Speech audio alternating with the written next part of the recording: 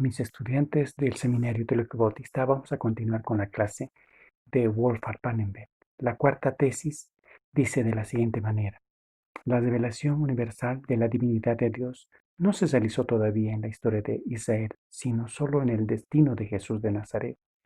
En cuanto en dicho destino aconteció anticipadamente el fin de todo acontecer. Vamos a explicar primeramente. La revelación universal de la divinidad no se dio todavía en Israel, en el sentido de que, a pesar de que Israel era una nación, Estado, y Dios se reveló, podríamos decir que Dios se reveló de una manera local, no a nivel universal. El yavismo llegó a alcanzar hasta las fronteras, hay profecías para las naciones.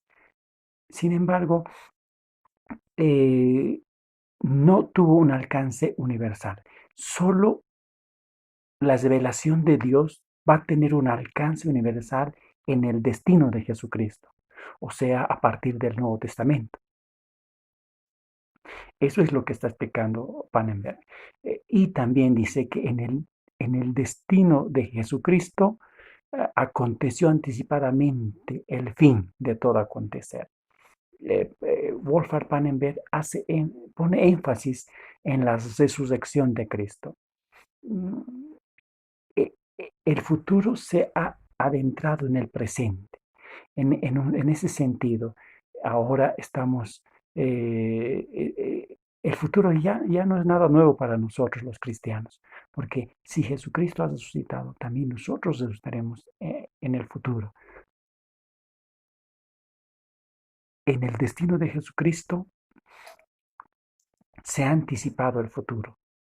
En ese sentido, lo que a nosotros nos espera en el futuro no tiene que decirnos nada a nosotros, nada novedoso. Lo novedoso ya pasó hace 2000 años en la muerte y básicamente en la resurrección de Jesucristo.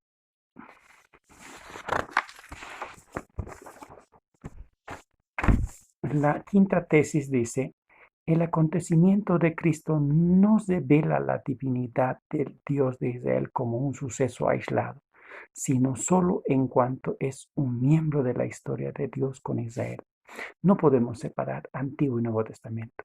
Ya en el primer siglo hubo intentos de entender de diferente manera el Dios del Antiguo Testamento y del Dios del Nuevo Testamento.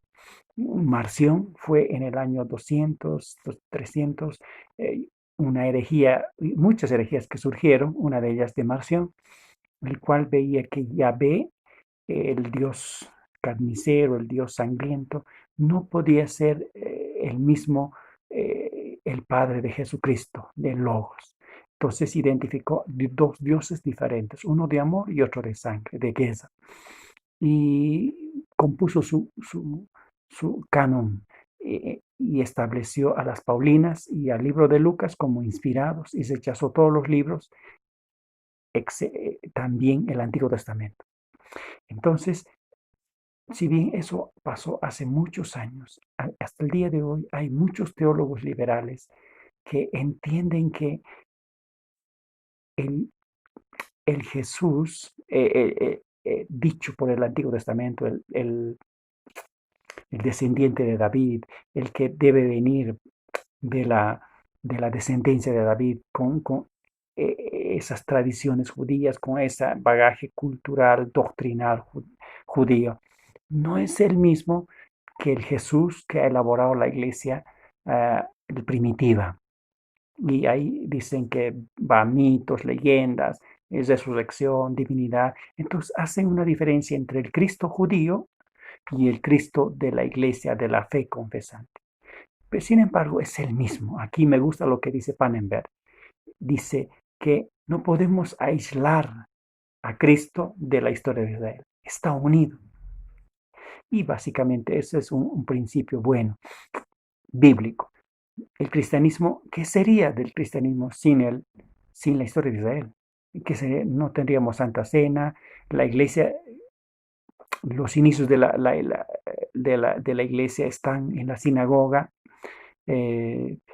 mucho de las cosas que el cristianismo tiene su origen en el judaísmo. Entonces, no podemos aislar el cristianismo de la historia de Israel. Están unidos. La sexta tesis dice de la siguiente manera. En la formación de concepciones extralingüísticas de la revelación en la iglesia cristiano-pagana se expresa la universalidad de la autorrevelación escatológica de Dios en el destino de Jesús. Aquí Pannenberg hace un análisis del cristianismo que sale de Palestina y se introduce en otras culturas, básicamente en el mundo griego heleno. Entonces el cristianismo llegó a Alejandría, a la capital del conocimiento, y ahí tuvo algunas similitudes con la filosofía griega y muchas discrepancias. Puede haber algunas similitudes, pero también hay muchas discrepancias entre cristianismo y filosofía griega. Es un hecho que a través de la historia de la iglesia se ha asumido mucho en la teología a Platón y Plotino, especialmente Orígenes Orígenes y Agustín eh, en el siglo IV, 400. Y en 1300, 1250, Anselmo y Tomás Aquino van a beber de la filosofía aristotélica. Entonces, mucho de la filosofía ha permeado dentro de la teología. Y aquí Pannenberg está explicando que eh, esas discrepancias que han tenido, ¿no? Para el pensamiento gnóstico, la revelación acontece como una comunicación directa. Para el gnóstico, una persona que no es cristiana, él podía encontrar en su concepto a Dios de una manera directa, eh, meditando, yendo más allá del conocimiento, más allá de su inteligencia, está ese chispazo de vida que puede encontrar de una manera mística. Eh,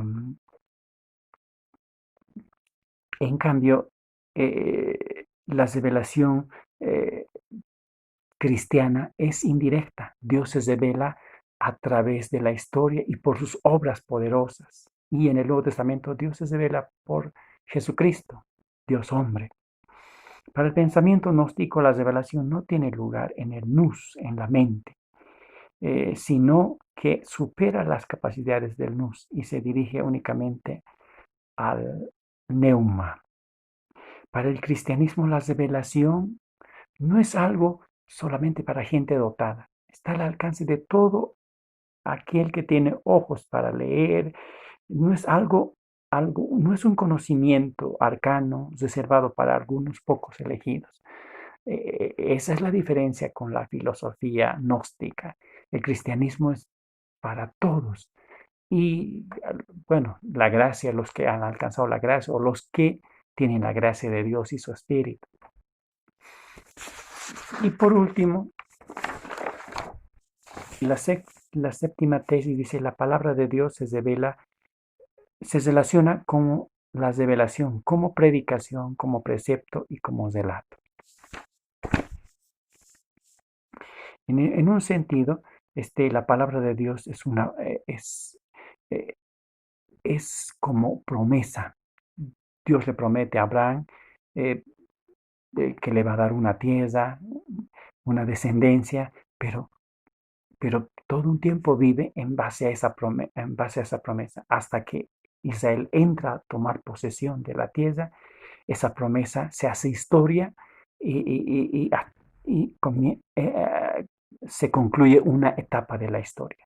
Luego va a haber otra historia, Israel va a ser destruido, el reino del sur va a ser destruido y los profetas van a visualizar la historia, la llegada del Dios hombre, del Emanuel, ¿no?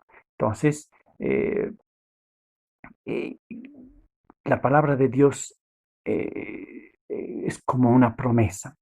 Por otro lado, también la palabra de Dios es como un precepto, en el sentido de que En el Antiguo Testamento, Dios se exige por la ley y los mandamientos. El pueblo tenía que hacer caso. Entonces, las leyes y los mandamientos de Dios son palabra de Dios también.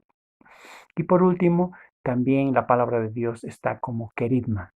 Cuando hablamos de querigma, obviamente estamos hablando del Nuevo Testamento y de la predicación de los primeros discípulos de Jesucristo, una predicación apostólica, y a esto llamamos el querigma, la predicación de la iglesia, predicación de ese Cristo sufriente, apasionado, pero también ese Cristo que escatológicamente va a volver dentro de poco.